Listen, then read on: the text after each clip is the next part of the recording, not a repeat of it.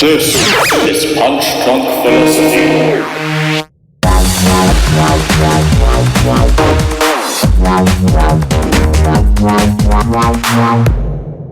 Hello people of the internet, what the fuck is up and welcome to Punch Drunk Philosophy. It is 1st of February 2016 and we are coming off a fucking kick-ass UFC on Fox 18 event.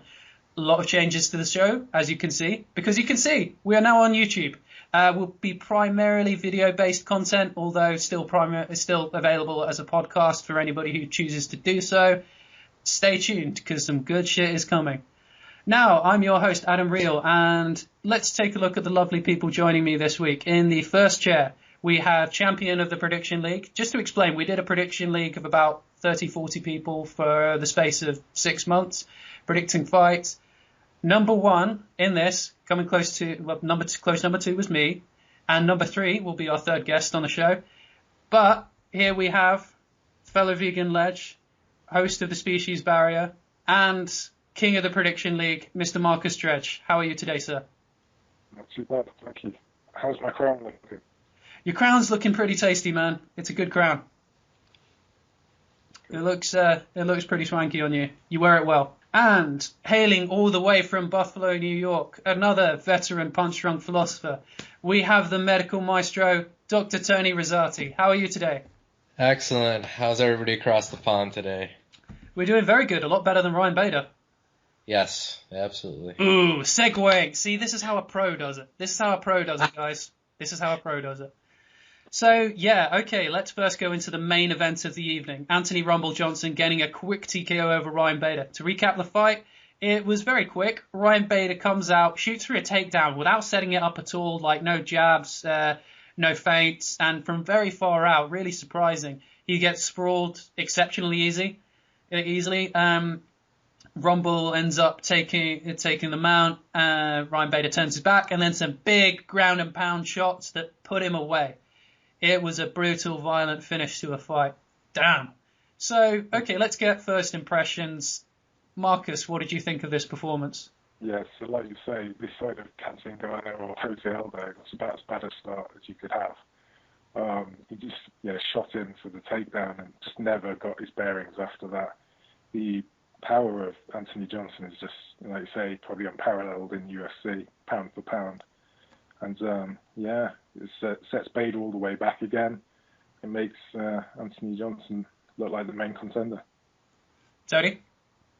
Rumble is proving how dangerous he can very well be. Bader, let's be honest, Bader had one chance to win this fight, and you know it wasn't going to be standing and trading with Rumble. So he did what we all expected. Rumble was ready for it, as I expected. Some people bet money on Bader and lost. Not naming names, Adam. Hey, I won money too. I know you did. We'll get to that later. I'm very, very happy for you. I don't like to see a fellow punch-drunk philosopher lose any money or anything. So anyway, the whole fight. I mean, he's a scary dude. Rumble is legit now that his weight cutting issues are in the past, and his inability to make weight. Bader, poor Brian Bader. He shot in and it was all over from there. So it's very impressive by Rumble, again, further cementing his stake at the shot for the title. Yeah, it was a problem with Bader. It's something we've seen from him quite a lot, those kind of little lapses in fight IQ and him just getting reckless and that costing him. Obviously, a guy like Rumble with such power, you can't make those mistakes because one mistake is so fucking costly. And Ryan Bader as well, he's not one of those guys that can win back a title shot with just one win. Rumble can do that because his ability to get such a level of dominance over his opponents and get such impressive high-level wins. Bader has been kind of edging opponents fairly unimpressively. I mean, the Rashad Evans fight, Rashad Evans is an absolute shell of himself. It wasn't that compelling a case for a title shot. So, yeah, it was struggling from Bader. I was sort of disappointed because Aaron Simpson, his coach over at Power MMA, talked a very big game was very, very confident in his game plan coming into this. They were saying Rumble's going to quit, and he didn't. And well, he didn't even get a chance to. It was just, I would have thought Bader, they would have planned for him having those lapses in fight IQ and getting reckless, and he would have had it drilled into him. Just don't do anything stupid. Don't do anything stupid. Don't do anything stupid. Don't do anything stupid. And the first thing he gets in there, he does something stupid. Really bad, really sloppy takedown, and that one mistake lost him the fight. It was sad to see, and the reason I bet money, by the way, I made some good bets. I'll post a screenshot of my bets anyway. I made bets on Barberina to beat Sage Northcutt, and that won me my money back. And I put money on Ryan Bader, because if he won by submission in the 4th round, I would have made 500 quid off a tenner. So, fuck it, why not? Why not? And I just kind of hoped it. And also emotionally, I don't like Rumble, and I think it is a bad thing that he won, because he's a bad person. I mean, I think Rumble should get booed more. Like, we booed Jake Shields because he had a clinch-heavy style. People booed TJ Dillashaw because he changed gyms. People booed people because they're from a different city than the city the fight is taking place in. We boo people for those reasons, but we don't boo people for being horrible, horrible human beings like Rumble Johnson is. I mean, he's an unrepentant wife beater and a dog breeder, and he's just an all-around bad guy. I mean, you guy, other than domestic violence, which I think is going to cause problems for the UFC in next year, because as humans, we can only get outraged by one thing at a time. We'll have a Ray Rice situation again sometime in 2016, and I think the UFC's domestic violence policy in terms of fighter code of conduct and fighters who've had shit like this in the past will get spotlighted on. There's going to be a lot of spotlights on the UFC in 2016 due to the lawsuit, trying to get legalized in New York, and just general mainstream expansion of the sport. So I think it will possibly come up again, and we might even see Rumble lose his UFC contract over it. This is just a possibility to keep in mind, and also a reason why I don't like him as a person. You guys remember when he did that thing he posted about a woman in the gym with her yoga mat. Like, I think what happened is she just laid out a yoga mat and started doing some yoga in the middle of a gym when she wasn't meant to. A guy like George St. Pierre would just explain, hey, could you move that there? But no, a guy like Rumble, a big, scary fighter dude, feels the need to throw her yoga mat at her, shout at her, a yoga woman. Like, what a bigger guy he is to do that. That shows you what kind of man he is. Maybe he has a tiny penis. Who knows? Who knows? You heard it here first, Punch Drunk Philosophy. Anthony Johnson has a tiny, tiny penis.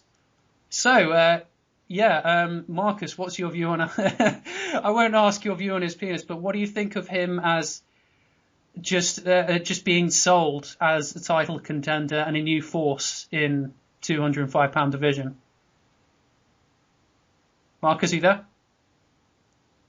We appear to have lost Marcus, so I'll shoot that to Tony. Okay. Well, like I said, as before, I do think he is the number one contender. If you look at the top of the light heavyweight division, you really don't have too many that you could argue for a title shot. And I mean, he did beat Gus, and Gus would be in that consideration. So it was definitely impressive.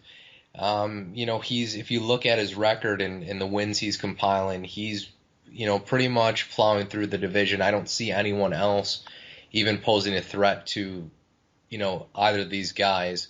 And Jones actually came on today with Ariel Helwani and said he wants to fight 3 more times at light heavyweight. And obviously it was DC, and then he also said Rumble, and he wants to fight Gus again in a rematch. So, I mean, according to Jones, and we all know that Jones owns the UFC apparently because he can call the shots, so that's going to happen. But yeah, I do think that Rumble, I mean, he's a scary dude.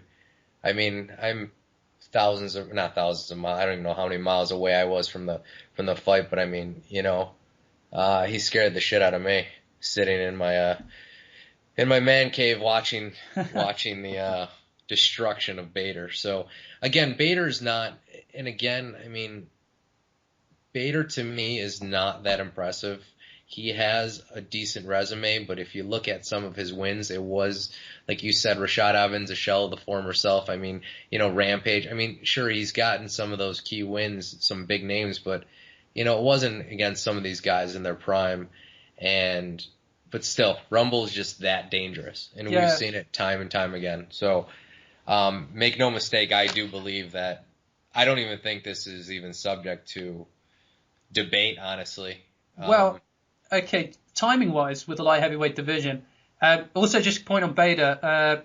It wouldn't have been much better world if Bader won, though. Like, did you hear about his charity donations? He's a philanthropic guy.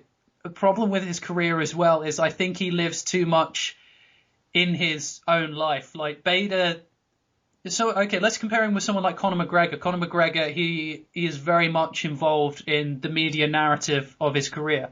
Like, he considers his interaction with the media as very much a reality and very reality shaping, whereas Bader lives in his own life a lot. Like, Bader likes having the people around him and his family, so that's very much his main focus in his life, and he doesn't put so much energy into connecting with this various expansion of his career, like in the MMA media. So he had his coach do a lot more media than him in this run. So I don't think he's ever hit with fans that much because of that. But yeah, he's just showcased bad footwork, bad decisions in fights. He's not top 3 in the world. He's top 5, maybe I would push. But yeah, he's not top 3. Now, I'm going to say a name to you. Glover Teixeira. Okay, I mean, you could make an argument for that. Not necessarily a title shot, but not a title shot. Cormier and Jones, the Madison Square Garden fight has fallen through. So if they're on something like UFC 200, timing wise, wouldn't it make sense to do Teixeira and Rumble? Right. Well, I was cut off about 10 minutes. Did you dial me back in? Marcus, you tag back in. We're talking about what do you think of Rumble versus Glover Teixeira? Yeah. No, I think Rumble should wait for the title shot. I think he provides the best threat to John Jones. I think Cormier would beat Johnson again by handling him with his wrestling. But I think just the sheer power of Rumble and the fact John Jones does get hit, I think he stands the best chance of the other light heavyweights in beating John Jones. That is true. I can't disagree with it. It's just the whole point of staying active and keeping him as a relevant contender. And also, I wouldn't want to bank on him as well because, like I said earlier, I think I don't know if you were here, Marcus, but I think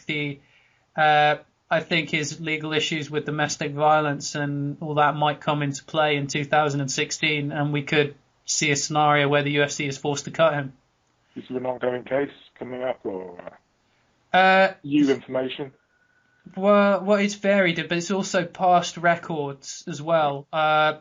With I think it was HBO who did was it HBO who did a special on it, and domestic violence in MMA, and yes, yeah, I think that's going to become a recurring issue, and a lot of fighters with those kind of records, their employment will be under question, and I think the UFC will be forced to clarify their fighter code of conduct policy around it and make no exceptions, because it is kind of weird. There was that guy, was he like? I can't remember his name. Was it Will Chope? Was that him? Yes. Yeah, Will Chope. He was cut for instantly for domestic violence past. I can't remember the specifics of his case, but I remember the woman in it appeared with him and made a case for him and said, no, please don't cut him from the UFC. We've resolved it. It was just a fight between us or something like that. And they were very strict on that. But, yeah, I mean, with their fighter code of conduct policy, they're very, very inconsistent. They cut Jason High for pushing the ref, but other fighters have done worse and they've been excused. It's a weird thing.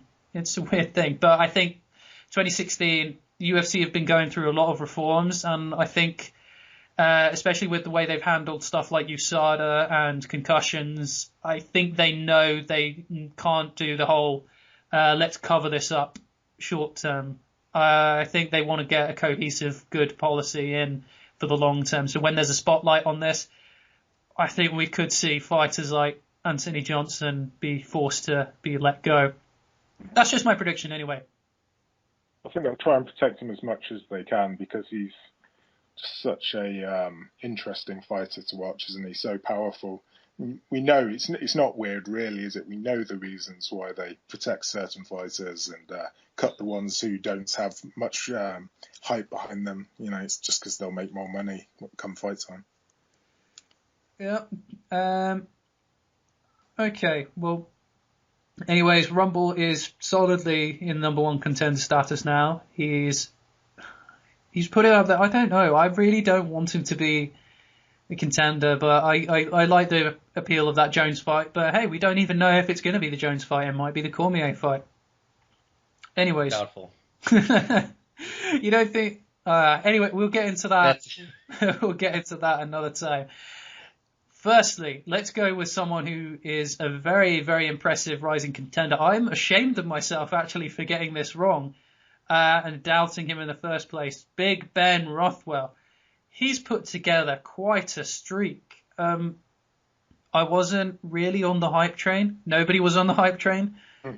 Everybody there was excuses for his wins, like, Overeem's just got a bad chin.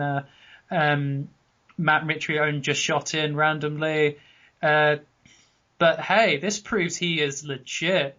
Yeah, I feel really bad for looking past this guy, and it was really bad, like people talking about Overeem getting a title shot over him when Overeem was knocked out by Rothwell very recently. To quickly recap the fight, they start off very tentative. Josh Barnett is going out with the jabs. He's getting a few down the middle. Rothwell stalking him, but he was getting very, very accurate with his shots. He was getting some really good ones in. Josh Barnett was very clearly worried about his power. He shot in the second round. Josh Barnett, for someone whose speciality is in wrestling, he's not been that great with takedowns. Let's just say that. But he locks up this go-go choke instantly and gets the tap, tapping Josh Barnett. Submission ace. This guy, Josh Barnett, is one of the greatest submission heavyweights on the planet. He submitted Dean Lister and which one of the Gracies? Was it Orion Gracie? A Gracie. He submitted a Gracie with a toe hold in Metamoris and the first person to submit Dean Lister in 10 years. This guy has some serious cred. So Ben Rothwell submitting Josh Barnett is no joke. No joke. Okay, Tony, we'll go to you first on this. What did you make of Rothwell's performance? You know, it was bizarre. He's such a bizarre fighter to watch. You know, I was watching it, and maybe it's just me, but I'm watching Rothwell in the first round, and he looks, dare I say, uncomfortable. I mean, maybe I'm alone in this, but he looks uncomfortable when he's in there. But it's something about his style, and it works. I mean, but he looks almost like, I don't want to offend Mr. Rothwell if you ever do listen to us or anything, but he looks like this ogre that just kind of plods. He plods along like this troll. Actually, my buddy that was watching the fight with me goes, he reminds me of somebody like, and he, for all you, yes, I'm going to admit this, but like Harry Potter, since this is an England thing or whatever, but like the one, if you guys have ever watched Harry Potter or whatever, there's the one, I'll admit it, I was a fan of it, so their world, I'm a fan of Harry Potter. But there was like this one troll or whatever that lived in the woods, or he was a giant or something, and he had to be in the woods because he was banished by the people or some shit like that. But anyway, my buddy said he reminded him of that character, and you know what, he did, but he got it done, and I did not see this coming at all. I didn't realize, when we were talking about this a week ago, and I was getting excited about Barnett because I'm in my own fantasy UFC league, and I have Barnett, and I mean, that makes me have a little bit more affinity towards him. I was getting pumped about him, like, oh, there's no way Barnett's going to lose, and I didn't realize that Barnett was the heavyweight champion in Metamoris. So I had no idea, and then to lose via submission was phenomenal. And you're right, that takedown was terrible. That takedown, he basically walked right into the choke. And it was kind of interesting. You know, Rothwell did the stalking in the first round. Barnett was doing his, picking and choosing. And I wasn't understanding. He really wasn't going for a takedown in the first round very much at all. And then he comes and he gets the takedown, and I'm like, wow. And that was it. It was just one of those things where here Rothwell is, and now there's discussions of him possibly being in, title contention in the ever-changing and ever-catastrophizing heavyweight division that we have. And it puts him right up there. I mean, I personally, once we get into this, I don't think he should get the next title shot, but he's definitely in the conversation. But yeah, it's to me, it's weird. I looked at his style, and he just does not look technically sound, but he is. Though. He is. But he is. But do you know what I'm saying? He's one of those guys, kind of like Keith Jardine. He's got that kind of jerky style, but it's effective. It works for him. He's got that kind of wobble about him. He takes some time, I think, to get a bit more comfortable in there, like at the start, and just needs to sort of get into his rhythm. But when he gets into his rhythm, he's lethal. Marcus. Hey, can I interject 1 second real quick sure before? Okay, I just wanted to, but in all fairness though too, as I was watching this, as uncomfortable as he looked, he also made Barnett look uncomfortable as well too. So that being said, it does work. So sorry about that. Continue, Marcus. Yeah, I was going to say it's probably an element of his physique as well. I think people always count out the chubbier fighter or the less conditioned athlete.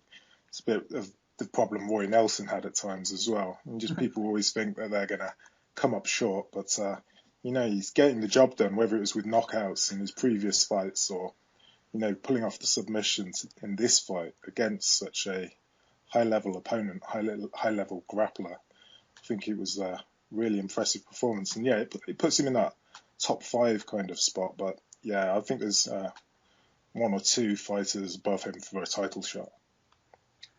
The thing that really got me from this fight, that got me super, super nerdy, really, really excited, was the go-go choke itself. He was he pulled it off on Matt Mitrione, and not many people got on the hype. His coach, I'm trying to make Luis something, but what was it? Luis Claudio, I think his name is, linked to Hickson Gracie. Very, very, very skilled guy. It's sort of like a 10-finger guillotine, and the power comes. Gogo is Portuguese for Adam's apple, and it's a choke where you focus the forearm on the Adam's apple, and you have the head in your chest, and you bend that. And I don't know the specifics of it. I was Googling endlessly after this fight, like go-go choke, how do you find it? And I found a really good article from chicagosmma.com. I'll link it in the description, about the go-go choke and its roots and it being and its development. This was after the Mitrione fight.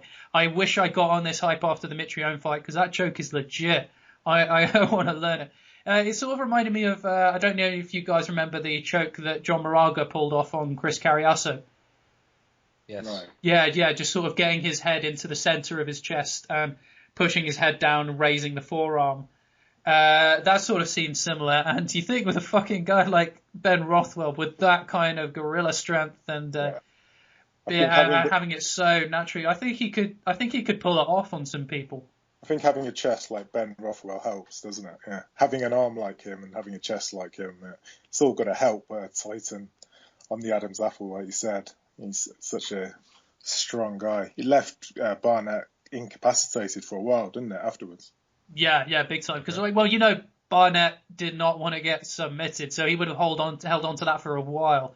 Yeah. And, he would have fought it as much as he could, but he had to tap. You can't have your Adam's apple explode and come out through your eyes or something, and that would have been pretty gross. It is a very fascinating choke, so I'm going to be really interested to see the development of his jiu-jitsu game. He was so confident. He seemed so mentally there, though, Rothwell.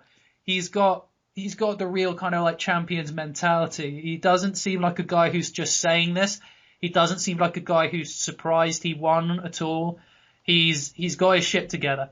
This is the best Ben Rothwell we've seen. Now, in terms of title contention, this is a messy one.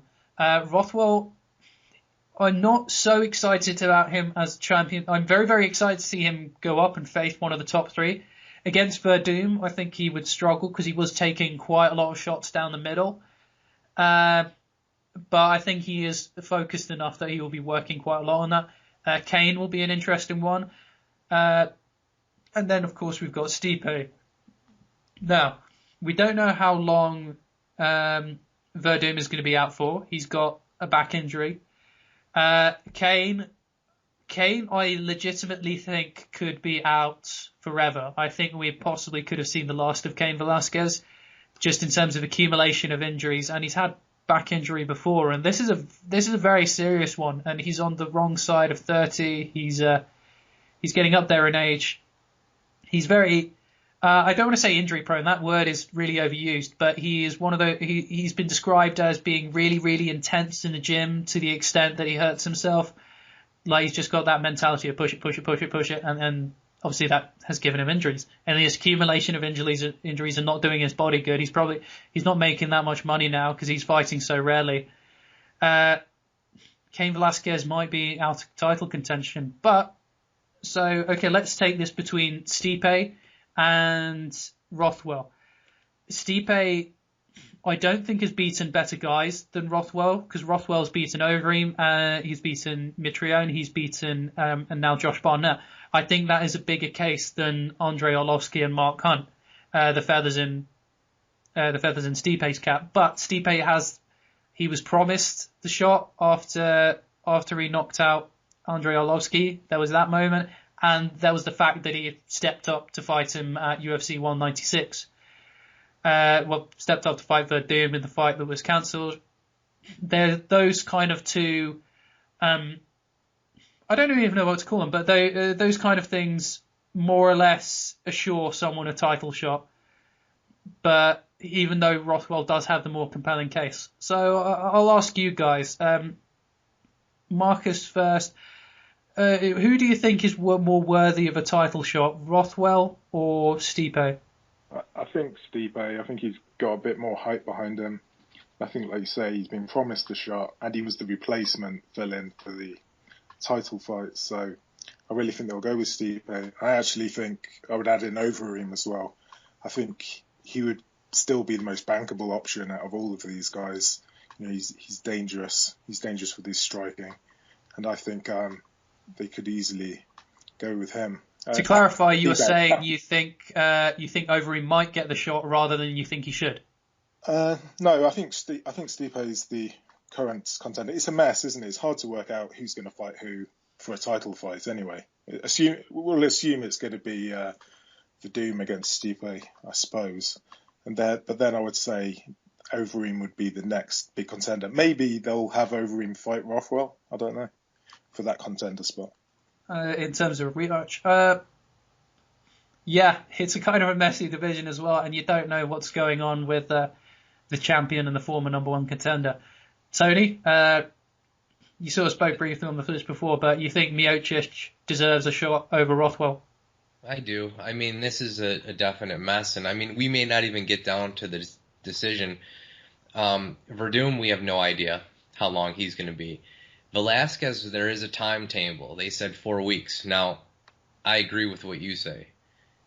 It could be months for him. It could be a year. It could be it for Velasquez. We don't know. Well, back problems, that's what finished Shane Carwin's career. Yeah, so we don't know. The back is a very tricky place for an injury because you don't know what's going on for sure. If it were me, I would bring back the glory days of the Grand Prix. Oh, and yes. Let's just end this right now, and let's even expand it to 8. Let's get 8 of the heavyweights in there and let them fight it out for it. I mean, put Stipe. You got it. And the other thing too is Overeem's a free agent right now, and after what's happening with Bellator, is Bellator going to target Overeem right now after they got Henderson today? So, Overeem needs to get signed, that further clouds his picture. Now, if UFC signs over him, you got another mess on your hands. But I mean, it could all work out too. Verdum and Velasquez may be out long term, and they may say, "Listen, Stipe, there's a card in April in your home country of Croatia, which he's expressed great interest to." Right now, the top event is Gabriel Gonzaga against Jan Blachowicz. They easily could get Stipe to headline that. Now, Rothwell, would he be ready for an April card? If Velasquez and Verdum are going to be out longer and they say, Stipe, here, either you could wait for the title, which is not guaranteed, or you could headline your home country, which is something you wanted to. Rothwell, here you go, here's your chance. Here's the number one contender bout right there. So I think if they did that, they would probably give him someone like the winner of Roy Nelson versus who's Roy Nelson fighting? That guy. Is it Rosholt? Jared Rosholt, yeah. Yeah. If they could give him the winner of that, because obviously, hometown guy, yeah, get an easy win. Right, but I mean, there's an option too. There is that option with Rothwell as that number one contender fight in there. That would be a really compelling one. Yeah, I mean, personally, if Kane comes back, I would like to see this is my ideal matchmaking. I would like to see a rematch with Cain Velasquez and Ben Rothwell, and I'd like to see Miocic fight Verdum for the title. Sounds fair. Yeah, another thing to factor in is Miocic undoubtedly will get the title shot above Rothwell because he asked for it. Rothwell did not ask for it after his fight. He said he wants to annihilate the heavyweight division, so whatever order, he's fine.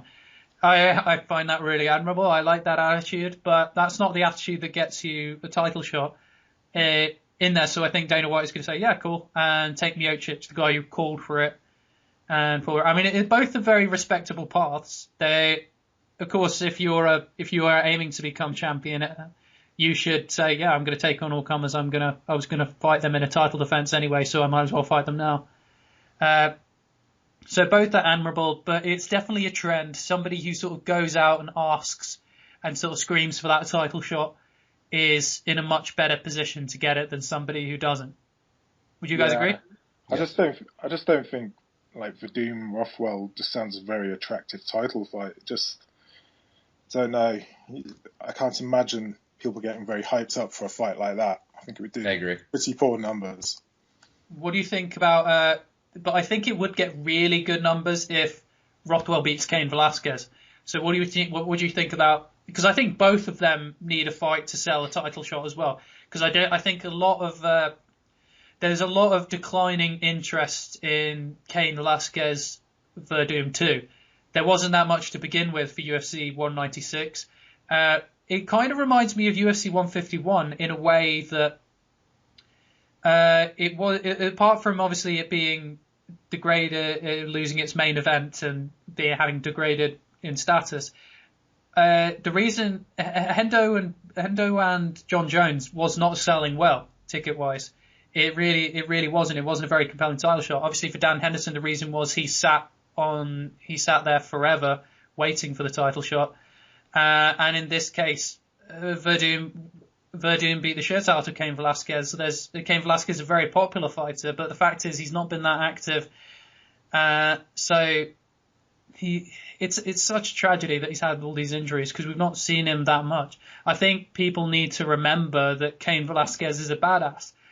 The last time we saw him destroy someone was UFC 166, and that was Junior Dos Santos, who we've just seen obliterated and is a massive former shell of himself.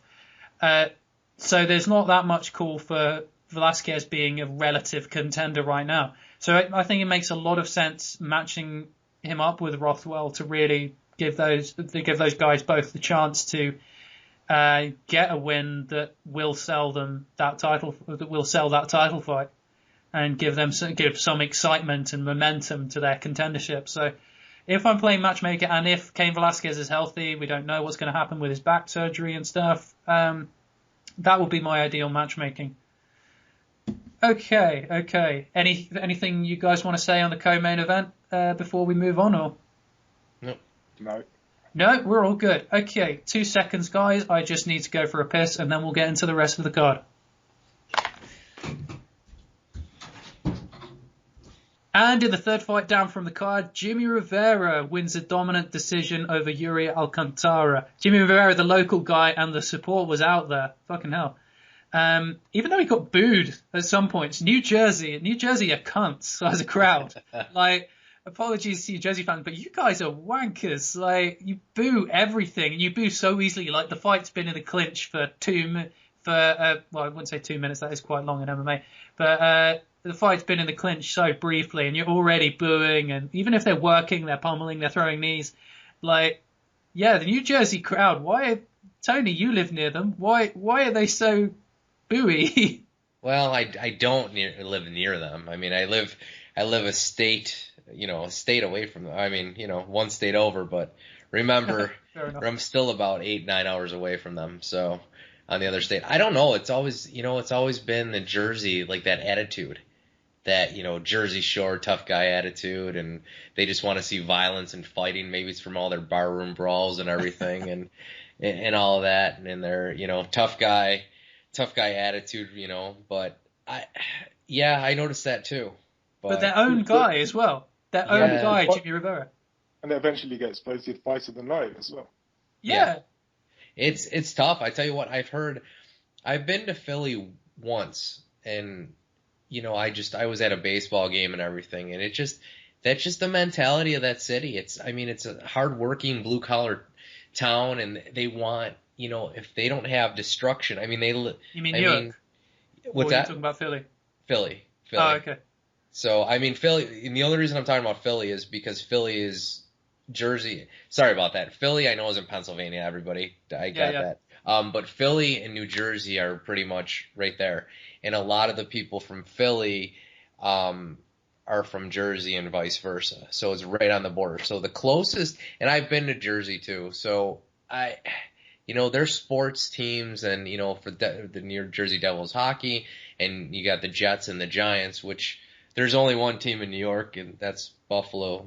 So, for football, everybody, because we're the only team that plays in actual New York. So I just want to throw that in. But the attitude is, it's never good enough. It's never, unless there's violence and there's, sort of very entitled sports fan culture.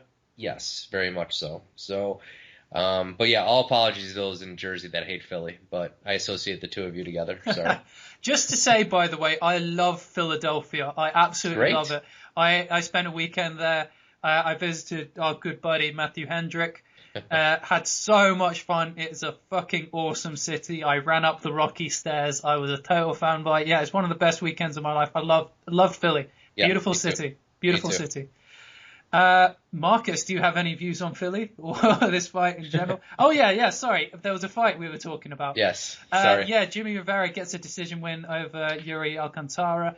He came up with a very, very smart game plan. He's sort of like going for the clinch at the end of the round to sort of seize them, and he seems quite neutralized in that he was going for takedowns, but Alcantara is very good.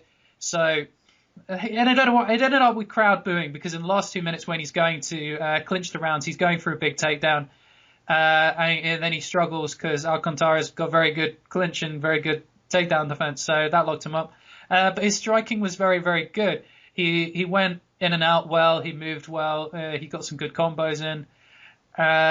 He was getting they were opposite stances, so they were big. So Alcantara did make good use of the left hand across from the cross punch. It dropped Rivera a couple of times, but Rivera seemed to have a very, very good chin. Just get straight right up, not even wobbled in the slightest. So I think from that it was more of a slip. So that's how the judges saw it.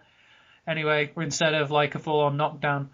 And he seemed very, very judge conscious in this fight. Like when he got knocked down, he immediately like shot for a takedown, or he flurried or something like that to sort of win the exchange in the judge's eyes.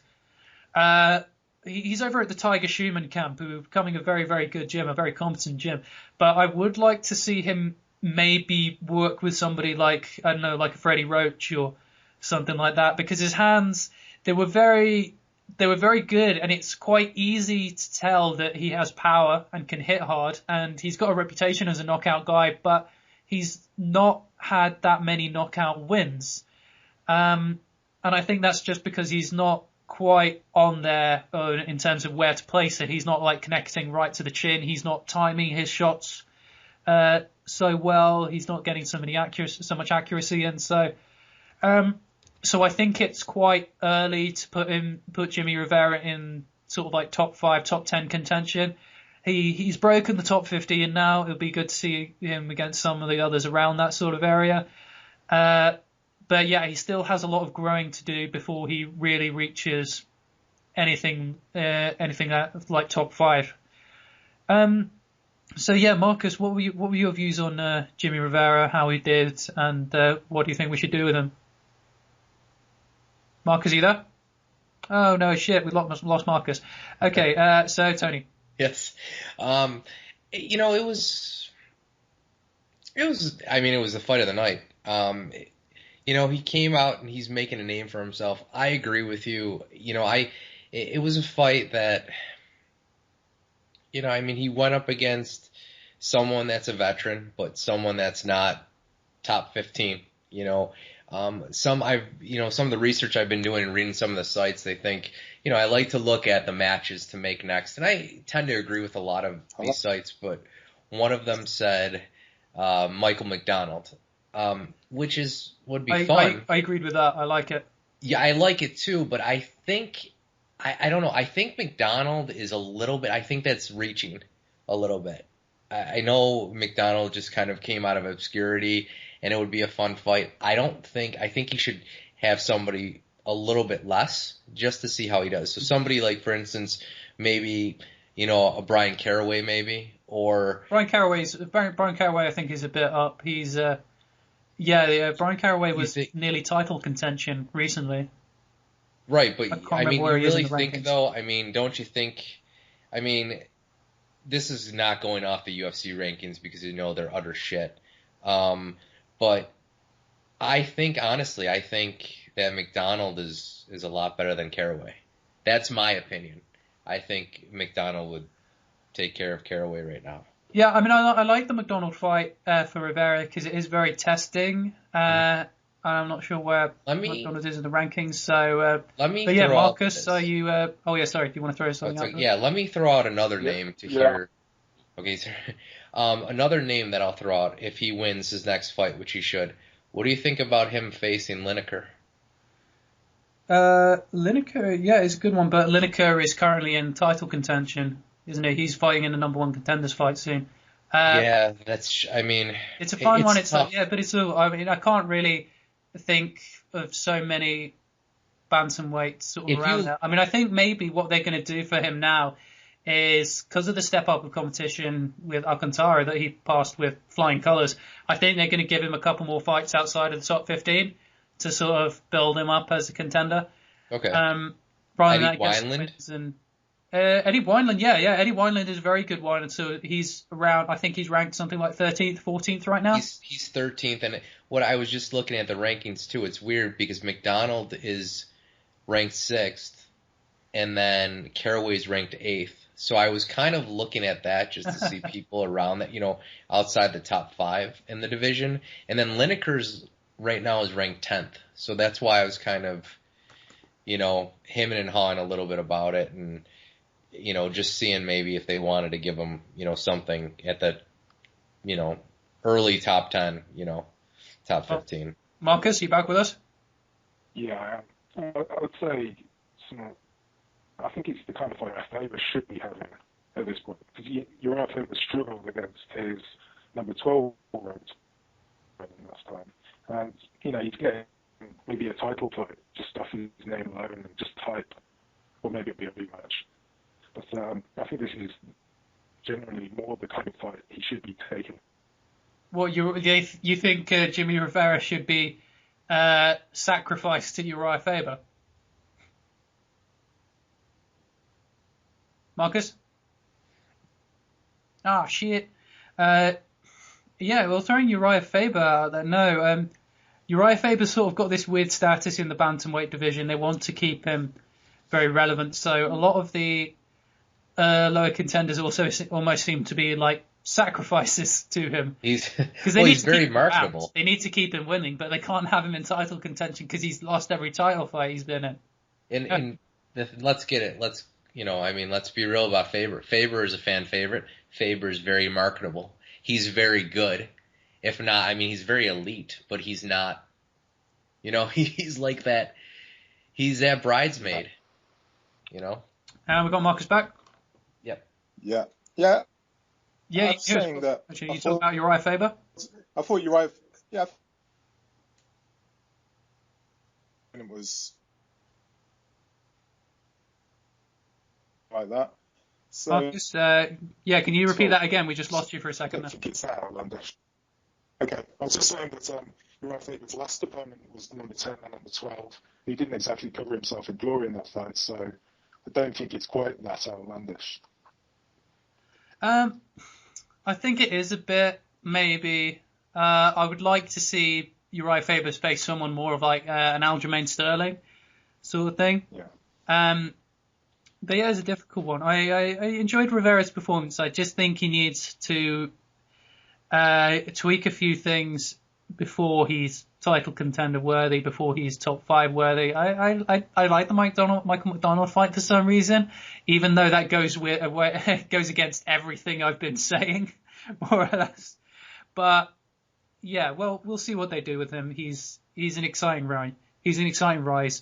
Beating Yuri Alcantara is not an easy task.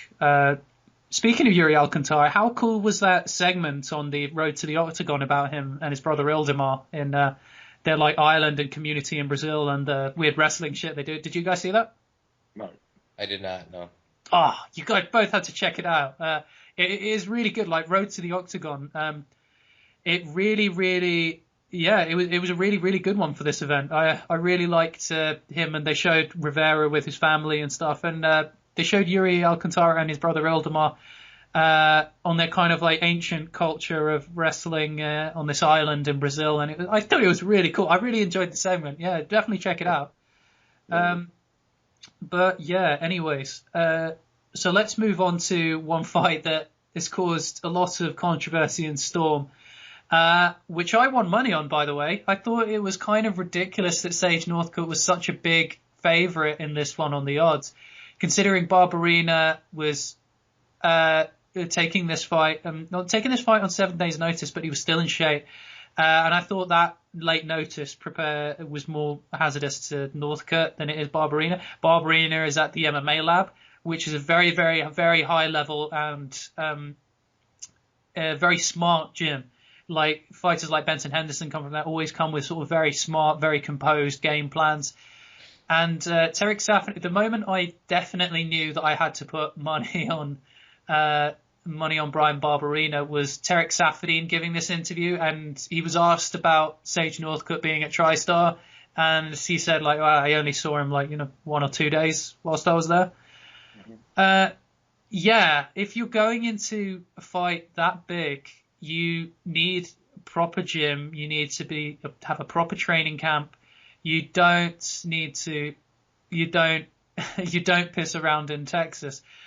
Quickly to recap the fight, they have a sort of close first round. That Northcutt has a lot of trouble pacing himself. Between rounds, Barberena's corner had it exactly right. Like, I told you he'd have a high pace, but explosive for 2 minutes, and look how slow he was for the other 3. Northcutt slowed down considerably. He really didn't know how to pace himself. And then we get to the submission, the controversy in it. It was barely it was a submission in the way that he tapped, but the arm triangle choke is also called a side choke for the clear reason that you have to be on the side of the guy to get any pressure in it, to get any twist. Barberena was still in half guard on the wrong opposite side. There was no pressure in that choke. It was not that. I mean, obviously, if Guy can squeeze it fairly tight, but he's not going to finish it. He's not going to finish it in there. So Yeah, Northcutt just tapped. He just tapped early. He wanted out of the fight. He mentally snapped in that fight. Okay, we'll go to Marcus first. What was your impression on Barberena, and what was your impression of Northcutt? I think Sage Northcutt, since the fight, has claimed it was strep throat he was carrying. So that might have made it very uncomfortable, and also it was affecting his breathing apparently. So that may have played some part in why he seemed to tap too early. But obviously he was receiving a lot of hype. But I don't think you have to write him off either, because he's very young, and with some good training he could go far in the sport. But yeah, he's a bit overhyped for now. And I think it's the Barberena a natural welterweight, so that could have been quite an advantage as well. The weight difference.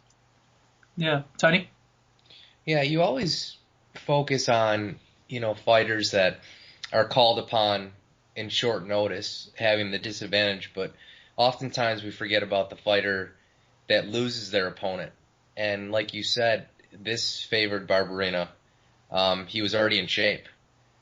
So any game plan that Sage had, and that's what we have to remember sometimes. If in training camp, it's a lot of mental, strategy that goes along with it, and you're studying film and preparing for your opponent. Well, as much as Barberena only had 7 days, so did Sage.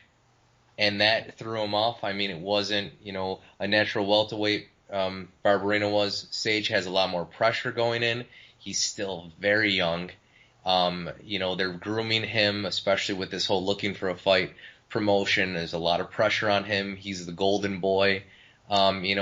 Same thing happened with Paige Van Zandt, although Van Zandt had, she got thrown into the wolves, in my opinion, that last fight. He's going to be okay. He just needs to get into a regular training camp, for God's sakes, and, spar. That you're a fighter, for God's sakes, doing jumping jacks and I don't care if you have washboard abs and doing all your training methods with your father and weird shit. His training camp he's got to work on that, and it was evident on the ground. And yeah, strep throat is going to have another issue with it too. That it came up now that the UFC doctors gave him antibiotics a couple days ago, I believe. Or even before the fight, I think it was. And the fact that he still fought, that could have something to do with the fact that he languished out a little bit after the first round. But his ground, it showed this is the first time he's had any kind of adversity overcome, and he just tapped. I don't know if he was scared, if he just didn't know what to do, or if he was spent or what, but it didn't look very threatening when he was on the ground. Again, he's in half guard. And he wasn't on that side to apply the much torque and pressure on the neck to choke him out, and that was it. I think he's going to be okay, though. He's still young, and based on the circumstances, I think the UFC needs to now feed him an opponent, keep feeding him the opponents, get him some experience, get him to a right training camp, have him prepared, have him start sparring more and more, because we've gone over before his very unorthodox training camp, and the fact that he, doesn't get hit much outside of a fight, in the gym and everything. I don't think people should react too hastily on this about Sage being this big hype train that was derailed. It wasn't him that made the hype train. It was, I think, just the UFC. It's a young kid. He's, a good-looking kid. This, next coming or whatever, but he is a kid. So there's time on him. Yeah, I think, the level of hype around him, I think, was kind of pretty unfair to put that much pressure on him. But he asked for this fight, though. He asked to fight at this time, so that's the consequences that come with it. I think it would actually make more sense for him if he's not going to go full-time to Montreal to train at TriStar. I think it would almost make sense to him, especially in terms of long-term financial considerations, is to, if he takes a hiatus from MMA and focuses on his university education right now, because he's still studying at Texas A&M, I think. Yes. I don't know what he's studying, but you can't be an elite professional athlete and still study for a university degree at the same time. So if he's going to finish that, which he should really, he should get a degree. That's going to help him in the long run. I think he should get back there in shape, and then, well, he's a 20, and then he's finished. He's a 21-year-old, and he's already had 3 fights in the UFC. Most people make their debut a lot later with a lot less experience. So I think he would do good to take a hiatus from MMA and come back. Or if he wants to go all in, he has to go all in. He needs to be under someone like an MMA Yoda, like Firas Zahabi. Someone to really work. You could see in him he isn't able to pace himself, like get his timing with his strikes so well. And that looks like someone who's very impressive at hitting pads and hitting and breaking like wooden boards and stuff, but hasn't had all that experience in sparring and getting those long sessions in with various opponents and learning how to use your energy, learning how to pace yourself, learning how to place and time those shots and time combinations, and everything you need for him to apply that really, really high level athleticism he has. That he's got really high skills. He just isn't able to use them right now. He needs that mind. He needs to. I'm not going to speculate on the influence of his father in this, but who supposedly took him out of TriStar. But yeah, it's a weird thing. I hope his father. I mean, I'm not going to speculate. I know there's some issues with him being a cocaine and steroid dealer at one point, but but yeah, I hope he doesn't ruin his career and keep him from there, because he can't win fights the way he's been training at any high level, really. But yeah, okay, I'll take this as something slightly different. What did you guys think of Brian Barberena and his post-fight speech? Marcus, did you see it? No, the video I was watching didn't have the speech afterwards. Oh, no, okay, Tony, did you see it? I did not know. What? Oh, it was a great moment. Barberena was very, very excited. He's like, yeah, I got my own hype going. My team, the best gym in the world, the MMA lab, they believed in me. They knew. It was such a cool post-fight speech. And then he brought the camera on him and he did like a forward roll on the cage. He was like, yeah, showing off his athleticism. I really, really liked it. A couple of people on Twitter were shitting on him, which I thought was exceptionally unfair. Like, come the fuck on. I hate it when people shit on how fighters celebrate, you know? Like, you've worked hard, this is your moment, so you celebrate it exactly how you want, you winner you. Like, it's like, fuck everyone else. That's their moment. They can go crazy, express themselves how they want. Just stop talking shit on it. Because I think Barberena was in a lose-lose situation here, because people were counting him out, and now he's won. People are saying like, oh well, yeah, Sage Northcutt was just crap. He tapped early, and people were saying, oh yeah, calm down, you beat a 14-year-old. It's like, well, you were talking shit on him, saying he was going to lose not that long ago, and now you're saying he gets no credit for winning. But Barberena's a good guy. He's at a very, very good gym, like I said. So I think we could see some cool things from him in the future. So guys, keep an eye out. And a great performance, man. Brian Barberena, if you are listening to the show for whatever reason, kudos. Good win, man. Good win. But yeah, what do you guys think of Barberena in general? Any thoughts before we move on? Or? No, he looked more experienced and better level than Sage Northcutt at the moment. So what kind of money did you win on that? I would want a lot more if he won on decision. I bet on him winning overall, and I bet on him winning decision.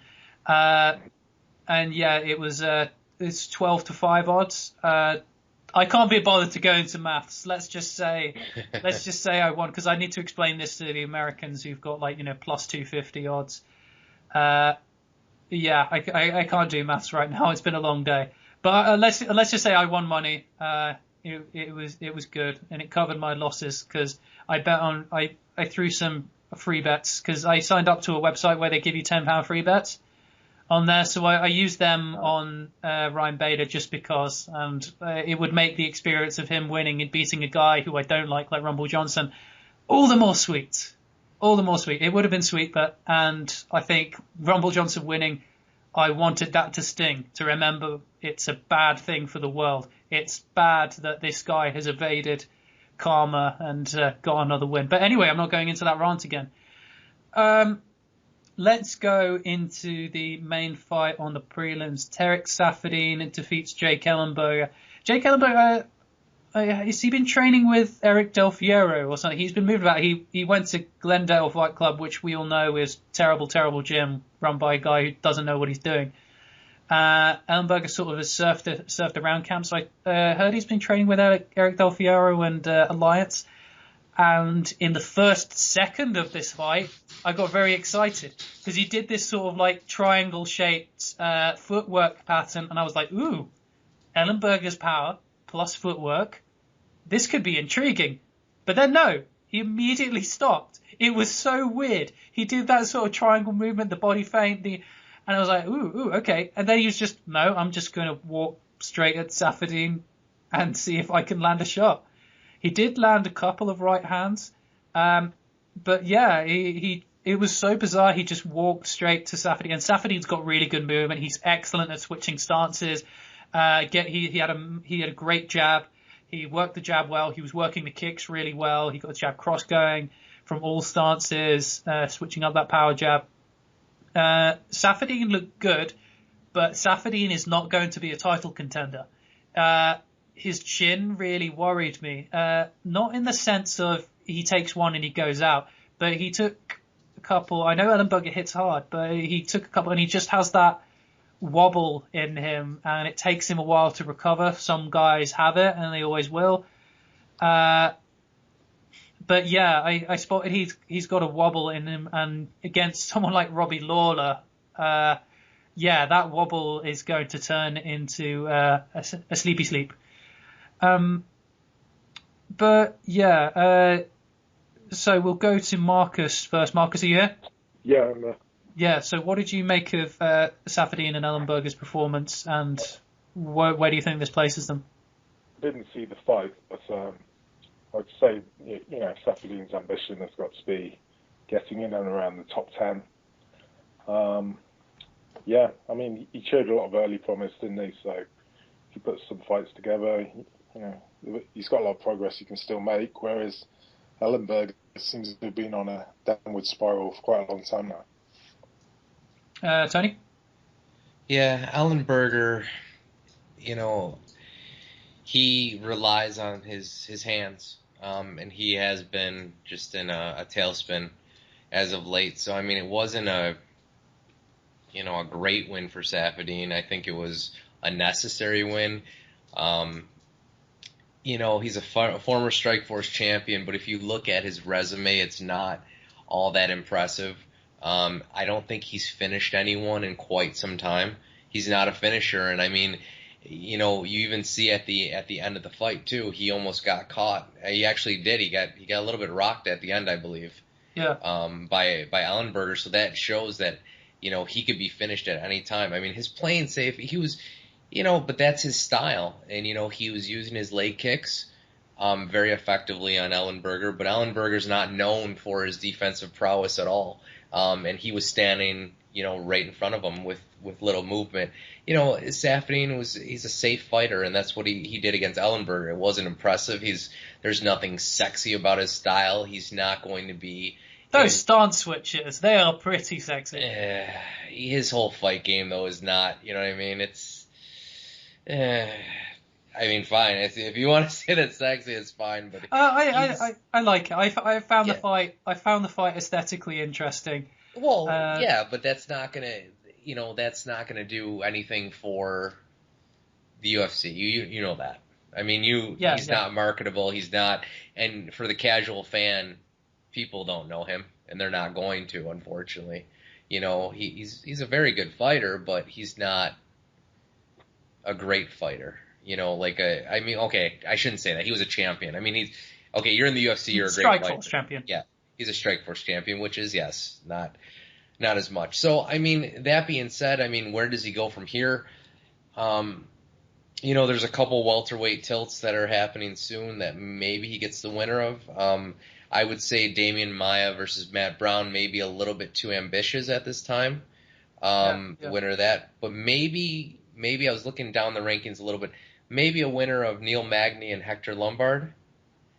I don't like the Lombard fight simply because, Saffiedine's chin and... Yeah, well, that's, yeah. But, I mean, what do you do with him, I mean, do you keep eating him? And, based on just rankings alone, I mean, you look at it, I mean, there's always Jung Hong Kim. I mean, there's him. I mean, Stephen Thompson's facing, Hendricks, so that's out of the question right now. And, outside of that, I mean, who do you give him? Do you give him Gastelum? Do you give him Rick Story? I mean... It's a hard one. I mean, he's made a big transition now. He was at Team Quest for a very long time, and he went out to Montreal for a very long time, left his family behind for a while, which is serious commitment as an athlete, and trained full-time at Montreal. And, yeah, he showed he's very on top form. Ellenberger has not been reinvented. Ellenberger's biggest problem is he's not an intelligent fighter. His fight IQ is pretty terrible, and he went straight into headhunting with this. He got that first big right from the clinch, and he just went straight for that all day, every day, and that cut off the rest of his attack. He made his game planning very easy to anticipate. But yeah, I was very interested to see Zahabi work with him, because obviously Zahabi game planned against Tarek Saffiedine for the Rory McDonald fight. The Rory McDonald one with a very impressive knockout. And Saffiedine clearly had all his flaws very well known to Firas Zahabi, so he's the best guy to work on him. This fight, though, it didn't inspire so much confidence, because he seems like a guy who could win the majority of the fight standing, but there is a big risk of him being knocked out, because he's not able to hide being hit very well. Some fighters, when they get hit, even if they're rocked, they can hide it very well by just sort of holding their own and looking tough. Saffiedine, when he gets caught, it's very obvious. He's wobbled right away. So that just didn't inspire that much confidence with him. And when you've got that kind of handicap, your days are somewhat numbered among the elites in MMA. Would you agree with that assessment, Marcus? Yeah, I would agree with that. I wouldn't be surprised, especially if Ellenberger was cut, to be honest. I could see him being taken up by one of the other organisations. Yeah, I think Ellenberger should be cut now. I mean, he's sort of had all the opportunities to reinvent himself, but yeah, he's just gone for foolish game plan after foolish game plan, and he made the horrible decision to go to Glendale. And he's got he's kind of like Ryan Bader in the way that he has those like little lapses of concentration in a fight that cost him. Like he takes moments and he's just suddenly not focused and he's thinking about something else, and then Kelvin Gastelum is on his back choking him out all of a sudden. It's like, oh shit. He's just very slow to react sometimes when he's in danger. So I guess that's where he always come and always set him back, and now the window has fairly passed. I feel like his opponents worked him out, doesn't it? It's like they just avoid that big haymaker punch, and then you're safe against him. Yeah, exactly. Like Rory McDonald did that, and now Saffiedine's done that. So that's there. Okay, one fight. Now we'll go on to the sort of general rest of the prelims. Sorry, 2 seconds. I'll just bring my notes up. They've disappeared again, which pisses me off. And here they are. But yeah, I was just going to get your views on, in regards to Northcutt. Probably should have done this right after. But there was another guy on the card, Randy Brown, who took a unanimous decision win over Matt Dwyer earlier on. He was also from the Looking for a Fight. What do you think of the UFC's? The UFC's now trying to get into the business of signing prospects, very, very green fighters, and building them up. Because they talked about sort of having like local promotions, and at one point the vision for the company was to sort of like have, UFC Japan office, UFC US office, UFC Europe, and sort of bring up the local leagues and get them to the sort of main show from there. and signing prospects fairly early that look good. Because imagine if someone like Bellator picked up Sage Northcutt and they developed him well, they fed him good opponents, and then he became a megastar. They don't want to give Bellator any of the rising prospects. So they've got this new philosophy of signing these prospects. But it's something, I don't want to make sort of a sinister accusation in the UFC, but Northcutt losing in the UFC is they've still achieved their objective by signing him. As in, I'm not going to be overly cynical on this, but this is just a consequence of it. They've still won in terms of Bellator didn't have Northcutt, and if Northcutt left the UFC and decided to sign with Bellator, he's a guy who lost in the UFC. He's a guy who didn't make it in the UFC, so the Bellator can't bring this guy up and sell fights based on the idea that this is the best lightweight in the world. I'll go to Tony first with this. What do you think of the UFC's kind of new thing of signing prospects and bringing them up?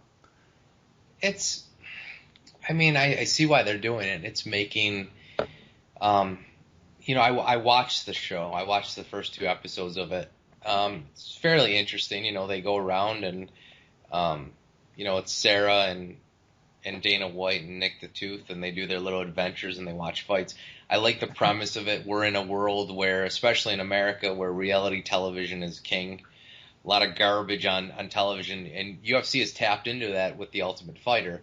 So this is another avenue for people that don't get into The Ultimate Fighter, people that are in other organizations. I like the idea. I can foresee one day maybe having a minor leagues, like the rest of your professional sports. And that would be like a UFC light, like the AAA league of, where they have prospects fighting and maybe they get called off. You see that in, it's not the same thing, but like wrestling does that. Professional wrestling does that with their NXT program. Granted, that's not a sport, but that's a whole other conversation for another day. I like it, but again, it's kind of tough because you're bringing these guys. You're going straight from obscurity to a big stage. They were on. Where did Brown come from? Was he at King of the Cage or one of those organizations? He won some kind of championship. I think it was King. It's King of the Cage sounds right, but okay. Is King of the Cage still around? That's a retro promotion. Yeah, it is because they're having an event in Niagara Falls, actually. Oh, cool. So yeah, it is a retro. Maybe it's an offshoot of it though, in the same. I don't know, but Dana knows what he's doing. They know what they're doing. It's a smart thing. It's giving people a chance, But again, this is the top. So are they foregoing? Are they overlooking some people? But this is his way of recruiting. You can't really. Martial arts, mixed martial arts, is not like something like professional hockey and football and baseball where you have. Yeah. You could draft somebody on a team and then see them develop and they finally get called up. So this is another way to do it. And outside the Ultimate Fighter television show, there's no other way for them to kind of, Well, I think a really good idea would be something they're already doing is just give more promotions airtime on Fight Pass and do sort of deals with a lot of lower promotions and so then that way those promotions, they've already got a UFC, some kind of like UFC fan recognition. Right. They've already had a broadcast. They've already been broadcast online, and then they're obligated to next go to the UFC as opposed to Bellator. Marcus, what do you think of the UFC going into the market of prospects? First of all, I didn't get much out of the television program. I don't watch a lot of reality TV, and it was a big focus of them just like larking around and eating food, really. And the fight section, recruiting fighters, it seemed like it was a really small part of the program. And it seemed to just be tagged on at the end almost. Like they would just say, "Oh yeah, this guy wants to be signed. Oh, we might sign him." I saw both the episodes. It was sort of staged in that way, as in like they probably already scouted these fighters. Oh yeah. And there was that. I think the one fighter who wanted to fight CM Punk was signed up as well, wasn't he? Yes, Mickey Gall. Yeah. Yeah.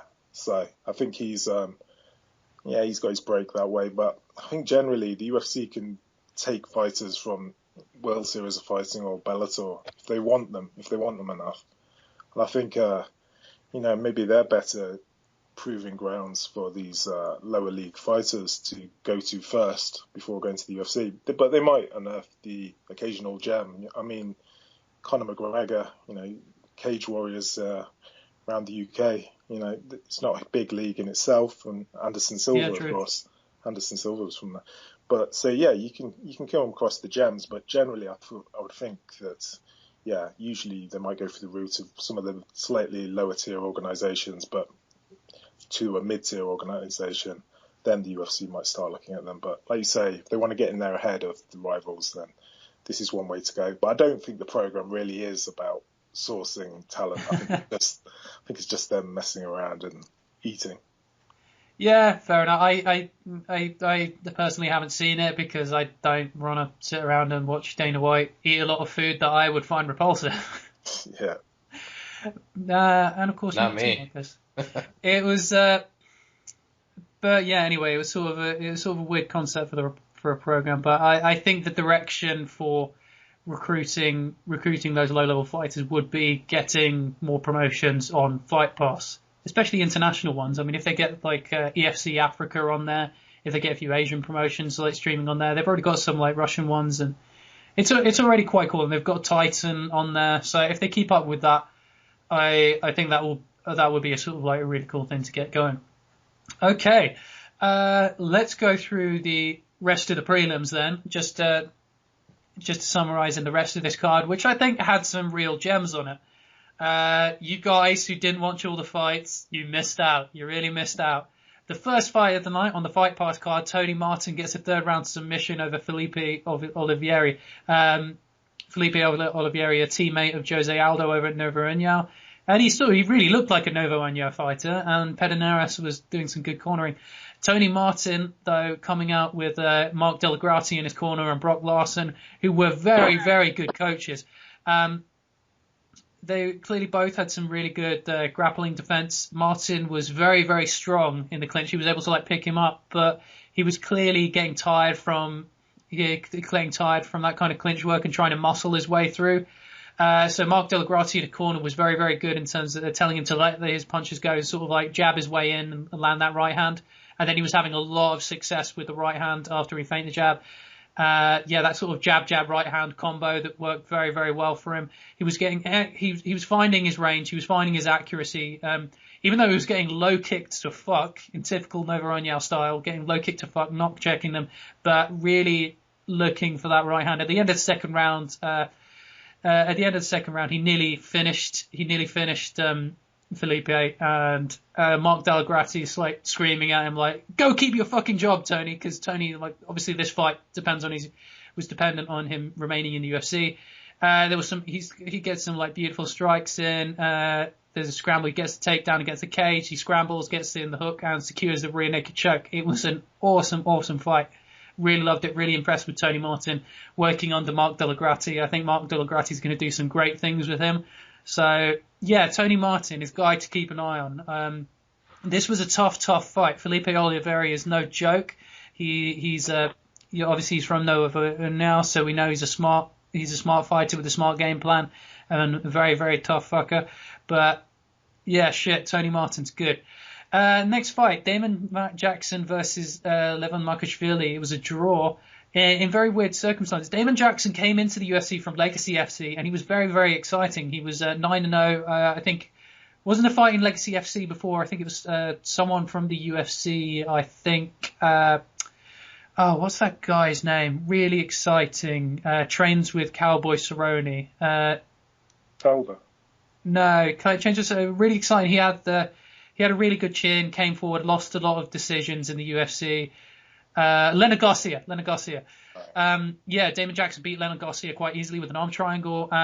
He was 9-0 with 9 finishes, and then he had that really, really horrible loss to Yancy Medeiros when I thought it was the first death in the octagon or something. really, like, it was a horrible choke out, but he was taking the fight on late notice. Then he lost quickly to Ronnie Jason. But Jason lost his drug test, failed his drug test, so that fight was a no contest. And now he's got a draw. The guy's got a loss, a no contest, and a draw. I really hope they don't cut him because I like him and I find him interesting. I think he's got an interesting style. I think he came out, he had very good tight boxing. He was clearly very strong in the clinch. He had Markashvili, he was good. He was wild with his hands. He was just swinging.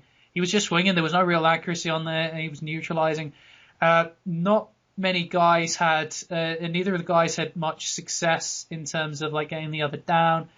There was a really fun bit in between the rounds. There was a Georgian translator that was put on, and he was just like, Makashvili's corner is saying, yeah, keep at it, and I have no idea what Makashvili is saying. And then there was just an awkward silence. I thought that was just a fun little tidbit that happened in there. Some poor guy that got to translate the Georgian, just throw that in there. But then there was the weird thing in it. The thing that made it a draw, because they scored a unanimous 29-28 for Livan Makashvili. It was a split. It was a majority draw. Somebody scored it for Damon Jackson, but it would have been a split decision win for Livan Makashvili, which I thought was kind of wrong. But I hadn't seen this before. A point was deducted because Makashvili eye-poked him first. Sorry, yeah, he kneed him, and then he kneed him when his head was on the ground. As they do with fouls, when they call fouls, is Broken and Goldie are very much... It was purely unintentional, of course. Of course, it was completely unintentional. But I was looking at this. Makashvili was looking directly at him, saw that he had his hands down. He knew the knee was illegal, but he threw it anyway. I mean, of course, he might have been like aiming for the shoulder or something, and anything happens in a fight, but it looked fairly intentional. And then there was an eye poke, because obviously there's eye pokes, but because of the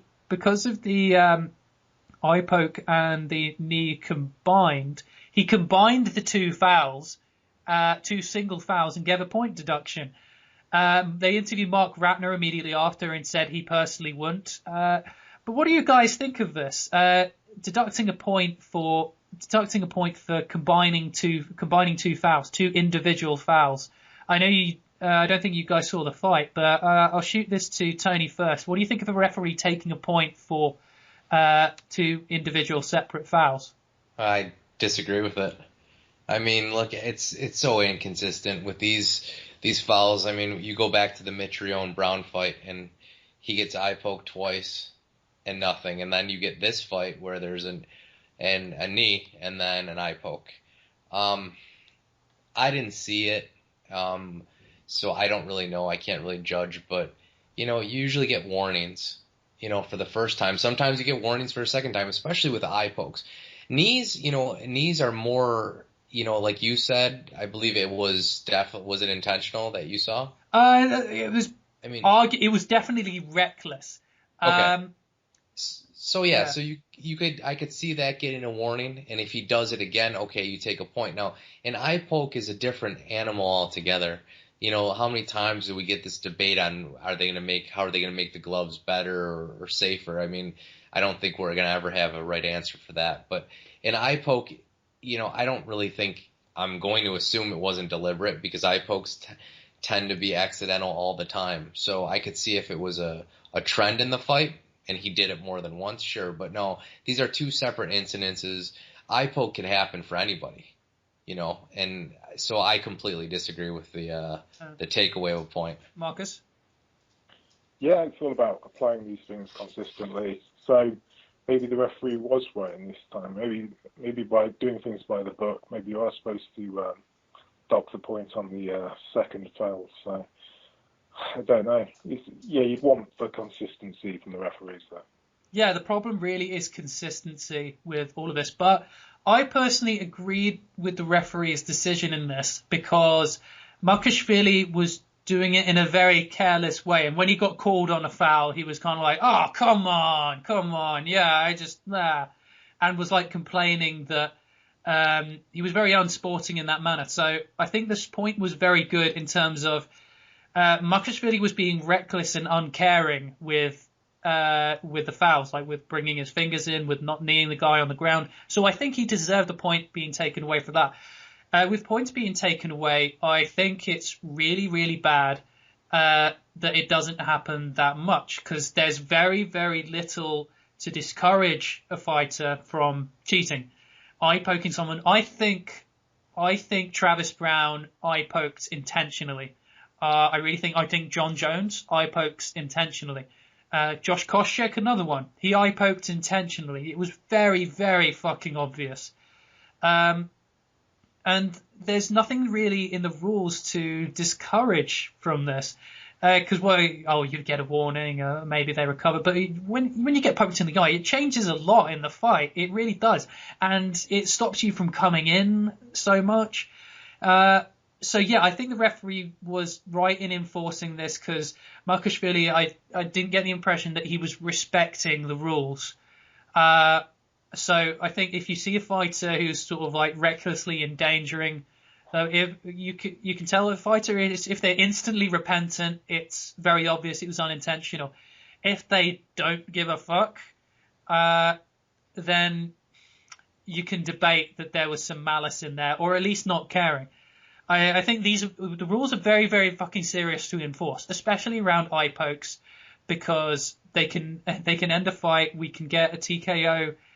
We can get not a TKO, but no contests can result from this. It's just a bad thing. We need to enforce the rules. We need to protect fighters. We can't have it a free for all in there, because otherwise fighters will have to be dirty in order to compete. So yeah, this is a bad thing. I think referee Gaspar Oliver, I think I would agree with this call, not as in terms of practice, because I explained to you guys just the concept rather than the situation, and I would agree. If I just heard combining the two fouls, he eye poked and then he was a knee to head, then I would have disagreed. But seeing the fight as it was, just someone disrespecting the rules so much, I think the referee should be respected in terms of giving that point deduction. Yeah. So anyways, on that, we had another looking for a fight prospect, Randy Brown from Jamaica. Jamaica's a great sporting nation. I'd love to see them get more into MMA. I'd love to see a Big Jim be in Kingston. And he came out to Solid as a Rock by Sizzler, which is a great song, great walkout song. So great choice there. Brown was very tentative though. Dwyer was clearly the more experienced fighter. He had good hands. It was the same kind of thing with anybody in green. The same thing I sort of said about Northcutt. He had very good, exciting power strikes. He obviously had some good skills. He went for a dart a couple of times. But he's just not had the opportunity to develop it so much. He's not had the opportunity to try it out on all sorts of high-level sparring partners, like gauge his timing, be able to place, and really get that accuracy going. I mean, Randy Brown was throwing a head kick quite a lot, but he just wasn't able to set it up. I mean, you need high kicks are one of those that you need to be sneaky with, unless of course you're fucking Chris Carriasso and you use your lead kick as a jab. Well, you use your back head kick as a jab like he does. High kicks are one of those that you need to sneak in on the end of combos. You need to have a really crafty thing with them. So, yeah, like Northcutt, he's a very, very exciting prospect due to the strikes he's capable of, but needs to get some sparring in, needs to get some high-level coaching in. It'll be exciting to see him develop. Alex Caceres, Bruce Leroy, Ultimate Fighter, was it season 12? The one with GSP Koscheck. I think it was season 12. Alex Caceres did very well before losing to Michael Johnson on there. He's had a sort of hit and miss career. He's come back on this. He looked very relaxed. He looked happy as usual. He had a very cool exchange of kicks. He had very cool movement. He was firing his spinning kicks as usual. Some good flurries, good on that. He doesn't have very good consistency in volume. Like, he would throw a few, he would get him rocked, but then he wouldn't finish him. He would go right back to his very relaxed mode of, and then he did an awesome fucking 360 spinning kick that landed right on the chin, glanced with a foot. So he clearly has a lot of skills. He just needs to be able to find that mode of like finding the pressure, finding that ability to pressure a guy when and turn it up when he's rocked and get that kind of like finishing instinct to him. Alex Caceres is a very exciting guy, but he's a fellow vegan as well, so that makes me really respect and admire him and makes me an instant fan. But he's not going to sweep through the 145-pound division. Okay, let's go to Marcus first. What did you think of Caceres in his comeback, and what do you think we can do with it? What do you think can be done with him in the featherweight division? I didn't see this fight, but I would say that he's not very explosive, or maybe not very powerful. I think he has a few wins by submission, but I don't think he's ever knocked anyone out or anything like that. So I think they just realise, his opponents, that there really isn't much behind his punching. You know, Sergio Pettis was getting the better of him, wasn't he, till that late submission he pulled off.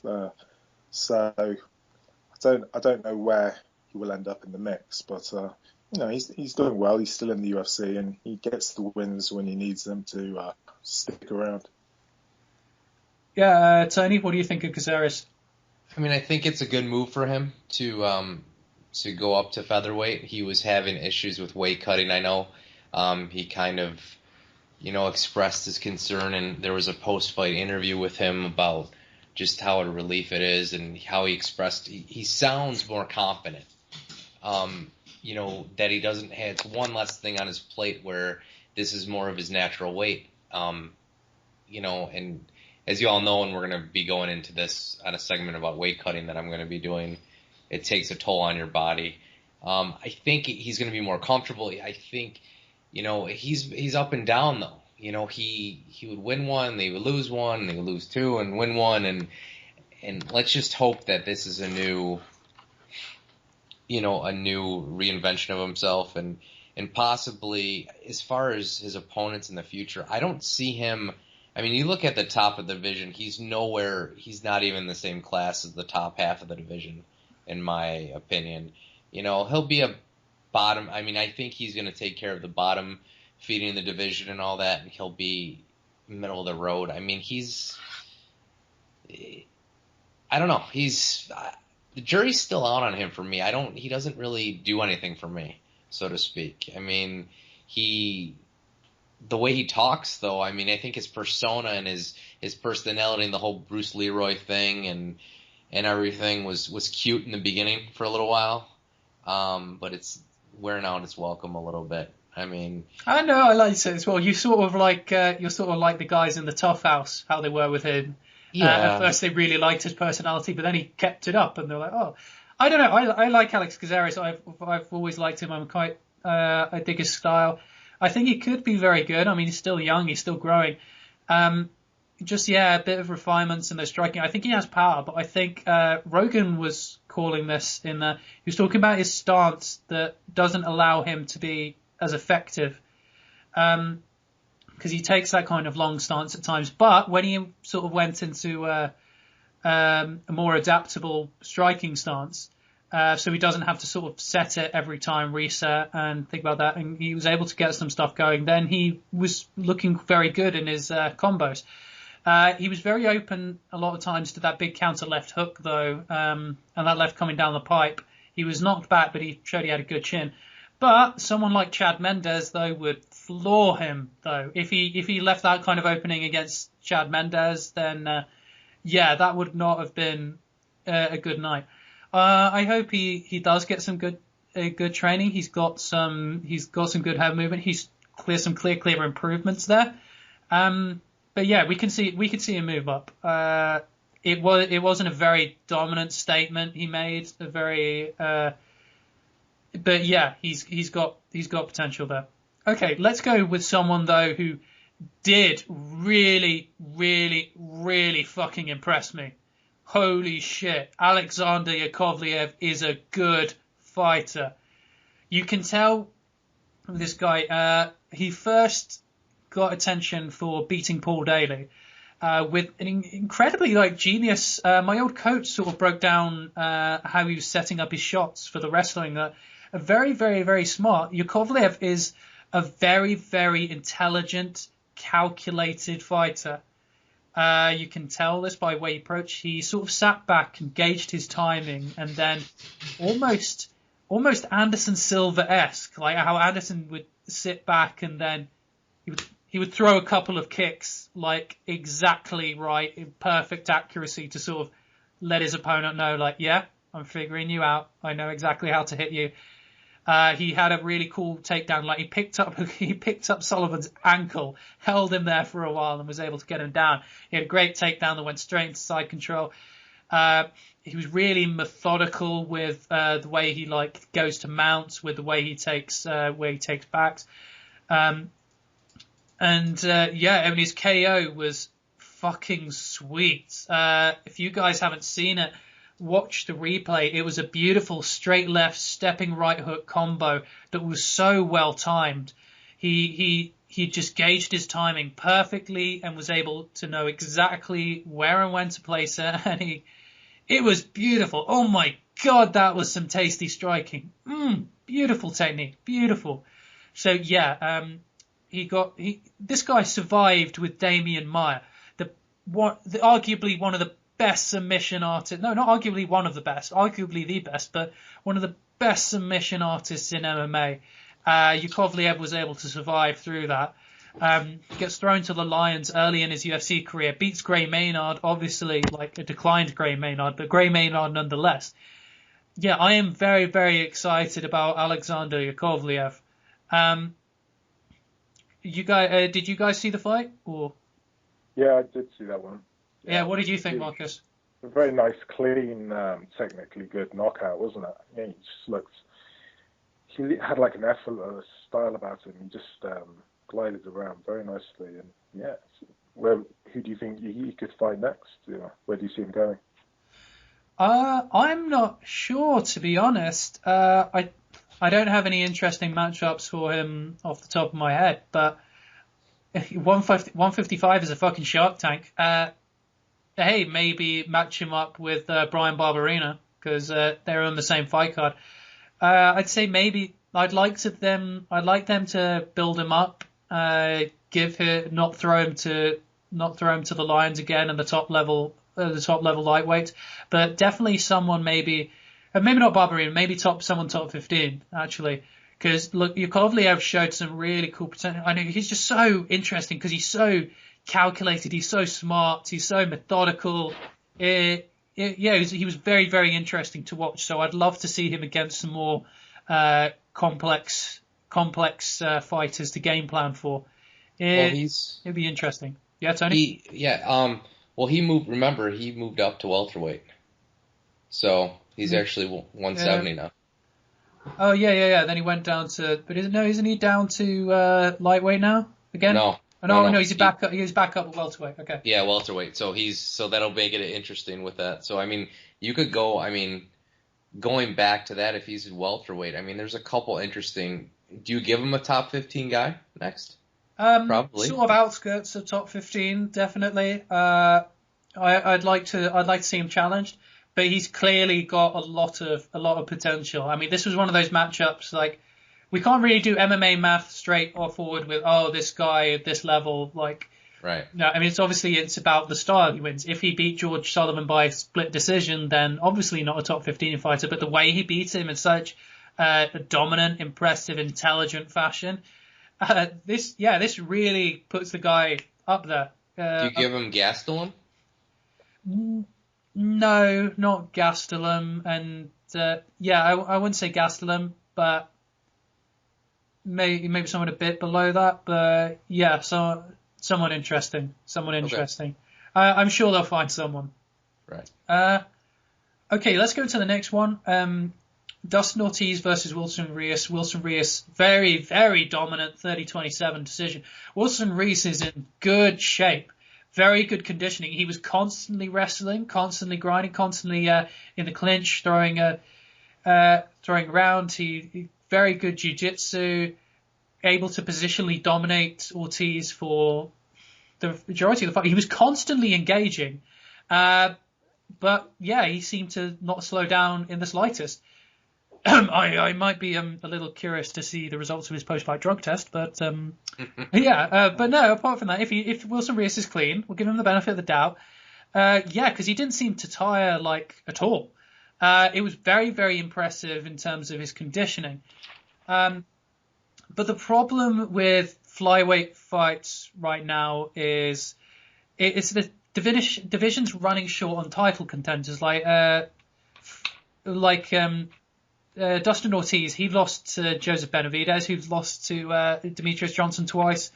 And Wilson Reis, he's lost to Jussier Formiga, who's lost to Benavidez, and now lost to Henry Cejudo. So it's just Demetrius Johnson has beat everybody in the division by proxy, almost. Like everybody sort of around here, apart from Henry Cejudo, he's beaten somebody who's beaten them.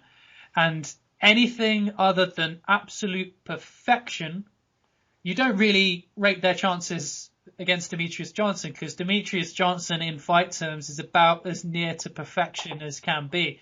So, yeah, I mean, I thought I was very impressed with Wilson Reyes. I think he's going to do very well in the division, but it's just not a performance or anything that makes me say, ooh, this will give Demetrius Johnson some problems. Yeah, I mean, do you guys find that trouble with flyweight?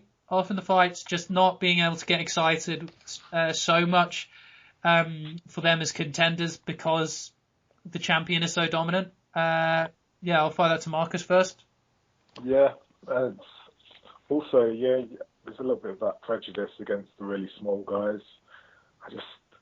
The fights I find memorable have usually taken place at higher weight classes, and like you say, as good as Mighty Mouse is, he's so dominant. Everyone else just kind of fades into the background. And that's just my thoughts on the lowest division. Tony? I like watching the little guys. Honestly, I think it's fun to watch them with the speed, and then you get somebody like Mighty Mouse who has speed and ridiculous power. It's fun. It's really fun to watch, and then you have somebody like John Dodson too. But yeah, I mean, outside of, if you could look past the fact that nobody's really going to challenge Mighty Mouse, I mean, he's pretty much cleaned that division up. Cejudo's probably the last line right now, but I think that's still not even going to be close. It does take away a little bit from it, so it is very tough to see. I mean, it is tough to watch. I mean, I had fun watching that fight, though, between... I did catch Ortiz and Reyes, so it was interesting. I also liked the way Ortiz actually stood in there, and he didn't give up. Yeah, Ortiz was good. He could not... I mean, he got dominated. I mean, it was a clear win for Reyes, but Reyes could not finish him. And I think that's another, indication of it, how good Mighty Mouse is, and how, while Reyes was dominant, he couldn't finish someone like Ortiz. So. I mean, just to clarify, I thought this fight was very exciting. I enjoy fights in the flyweight division. I really like watching Ali Bogotinov. I love watching John Moraga. I love watching John Dodson, obviously, even though he's like a bantamweight now. Justin Scoggins as well, a very exciting guy, even though just kind of a little bit silly at times. Justin Scoggins, he should be brought up as a title contender, but a little bit silly. But yeah, I mean, it's just after the fight, when you sort of like talk about, where they go from here, I can't really feel, this guy's the next big thing, because I know what the big thing, current one is, the current big thing is, and yeah, that current big thing is a hell of a lot to handle. Maybe Reyes and Ian McCall. I think that would be a good fight when Ian McCall comes back. I'm not sure, is McCall off with injury at the moment? I haven't seen him since the fight with John Lineker.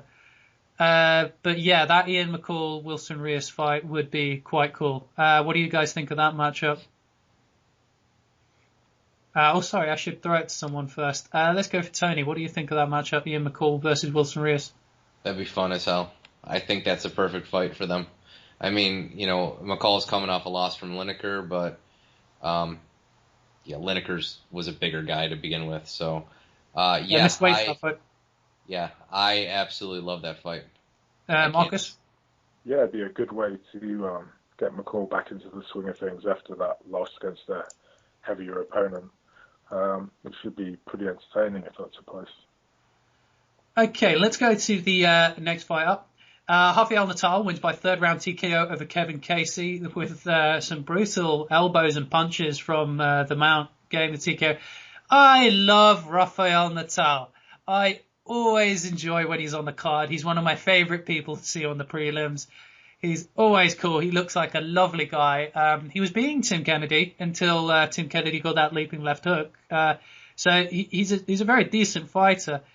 But yeah, this was a dominant performance. And again, Kevin Casey he's Muhammad Ali's son-in-law as well. A weird sort of thing.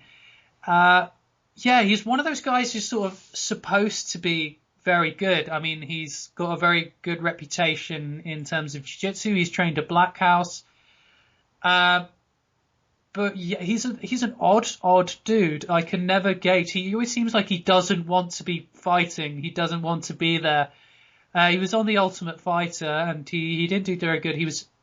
I think he's had some illness. I can't remember what it was, but he's had some sort of like serious illness that I think has sort of kept him. Obviously I can't compare experiences, but I had a serious concussion at one point. I didn't really understand what was happening to my body then. I didn't very, very well. And that really messed me up in terms of sparring for a while. I think losing your control of your body like that and feeling that sort of threat and that really kind of unpleasant side of illness being confronted with, I think that can like sap a lot of your kind of like fight instincts if you're not careful. So I'm not sure if that's happened to him. He obviously tested positive for performance enhancing drugs after his fight at UFC 175. I can't remember who it was against, but it was sort of a very quick dominant win. And Ultimate Fighter, when he couldn't get it together, there were some accusations of PED use being going in. With the eye test, he's still fairly ripped. But maybe this is one of those guys that now USADA is losing out. I don't know. I can't. With steroid use, it's like there's some people you can say like, yeah, it's obvious now that USADA has come in, like Rafael Feijiao. Feijiao is one of those, and Eric Silva, like the very, very obvious change after USADA testing. Casey, I'm not going to be one of those, but maybe that's something to let's keep in mind. Natal was very good in this fight, but one thing I was really surprised with is for somebody who's got a very good reputation in terms of Brazilian Jiu-Jitsu, Kevin Casey couldn't fight for shit off his back. Like it was really weird. He did the thing where he sort of rolls back and sort of like looks like he's about to set up for a scissor sweep, but not. And he swung wide, which allowed with his punches and allowed Natal to get those takedowns. And but yeah, there was a really cool moment at the end of the first round. Casey got big hit. Like Casey was swinging. He clearly has some power in his strikes. He swung at Natal, and he looked like he was almost like getting in there, rocking Natal. And Natal lands a big right as a counter that floors Casey. So Casey drops to the floor, and then the bell goes, and then the adverts start. And I was like, what the fuck? Was Casey knocked out in between rounds? That was a weird surprise moment. And yeah, I think from that fight, just getting rocked, I don't like saying this about guys, but I think he did just want out of there. So yeah, there just wasn't much he could do. I don't think there's much we can do with Casey on there. Casey seems like a very, very nice guy though. He got kicked low in the second round, which could have given him more time to recover from the big right hand, but he didn't take it. He could have had 5 minutes to milk it and really like get his bearings, but he just took the time to recover from the low blow and gets right back in there. He's clearly a good sportsman. He seems like a nice guy, but yeah. anyways, on Rafael Natal, on Rafael Natal, he was cool. He looked really good in this fight. Great top control, great power, great resilience, great sort of in-fight decisions. Really, really nice guy as well. He said in the post-fight interview that he couldn't lose at all because it was his mother's birthday, and gave a shout out to his mom. And I don't know. I kind of like when fighters do that, when they sort of show that side. So good for Rafael Natal. I'm excited to see him. Last fight, I think that we haven't talked about, Olivier Aubin-Mercier, guy from Tough Nations, which nobody watched Tough Nations, right? Nobody did? Did anybody watch Tough Nations? No, I've seen previous Tough Nations where they've had different countries against each other. Oh yeah. Well, I saw the smashes. Not the Latin American. No, this was from Canada, Australia. I've watched all the Latin America ones. This is like one of the only seasons of The Ultimate Fighter I haven't seen. Yeah. Tony, did you watch it? Or? No, I didn't. Yeah, maybe it was a Canadian thing. Olivier Aubin-Mercier is a good fighter, though. He was very clear he was a good fighter. He's looked laid back. He did a nice sort of like jab spinning back fist at the start. It's a good combination. It's a good clinch. Carlos Diego Ferreira, though, is clearly like very, very good as well. It was a close battle, this one. It was quite tight. I think Aubin-Mercier, he lost it in the last round. The scorecards were 30, 27, 29, 28, 29, 28. So if Aubin-Mercier came out with, he was very fired up. I can't remember. Yeah, it was Firas Zahabi, I think, was in his corner. He got him very, very fired up. He said, forget about the fight so far. This is his own 15-minute fight, this last round, which I think is very, very good advice. Aubin-Mercier came out very flat, but he lost it when he went for this like belly-to-belly suplex or something. And yeah, Carlos Diego Ferreira takes top position and is able to dominate for the rest of the fight. Looks like he's getting an RNC, but yeah, Carlos Diego Ferreira, Aubin-Mercier. I hope Aubin-Mercier stays in the UFC contract, and it'll be interesting to see Ferreira rise up. But neither guy impressed me like Alexander Yakovlev did. Fucking hell. Next guy. Alexander Yakovlev, I'm picking him as a major prospect. He's one of the guys who stood out big time on this card. I think I'm more excited about him than anybody else who won on this card. Even, maybe Ben Rothwell. Ben Rothwell and Yakovlev, they were the real performance givers. They're the biggest winners from last night, I think. The biggest, most impressive winners, because this was a very gimme matchup for Rumble Johnson. Okay, yeah, that is the card, guys. That was UFC on Fox 18, our review. Just so you know, in terms of the show, because obviously we're going to be on YouTube mainly now, but available for podcast, we're going to be splitting shows into event reviews, event previews, and we're going to have a separate show for the week's MMA news. So we found with the old show, we were glossing over a lot of stuff, ignoring some pretty big stories that there's a lot of debate on, simply because we didn't have enough time. And this allows you guys who want specifics about previewing, reviewing events, because there's a lot of events. If you guys want specifics on that, or if you want to hear about the news and the debate on that, yeah, we've separated the shows now. Please like and subscribe if you like us, if you like the show. That would go very well, because I have very low self-esteem. We all do. Especially, I don't know about Tony. He lives in the States. Marcus and I, we live in the UK. It's grey skies here all the time. It's kind of, it's just kind of crappy here at the moment. So it'd be very nice. You would improve our lives greatly if you liked, subscribed, and said some nice things about us in the comments. It would really help our self-esteem. It will make our world so much nicer. And of course, if people like this show, if you share it on social media, we will make more. We will do more, and yeah. And if you don't like us, then call us wankers in the comments. Go on. Yeah, because that applies to you guys and not me, since I'm a yanker. Yanker. A yanker, not a wanker. Same thing, technically, I guess. Yanking it. But yeah, anyways, anything you guys want to plug before we get the fuck out of here? No. I've done an interview with Alex Caceres before on the species barrier, so I think we're going to include that somehow. Yes, sorry, I forgot to mention it when we were going Alex Caceres. I'm going to link that in the comments. Marcus doing an interview with Alex Caceres. That'll be, check out the link in the description. guys, check out the link in the description. Okay, thanks everyone for joining us. Enjoy the fights. We will be back soon with our preview for not UFC 196, but UFC Fight Night 83 or 82. One of those. 83. UFC Fight Night 83 with Johnny Hendricks and Stephen Thompson in the main event. Peace the fuck out, guys. Have a great week.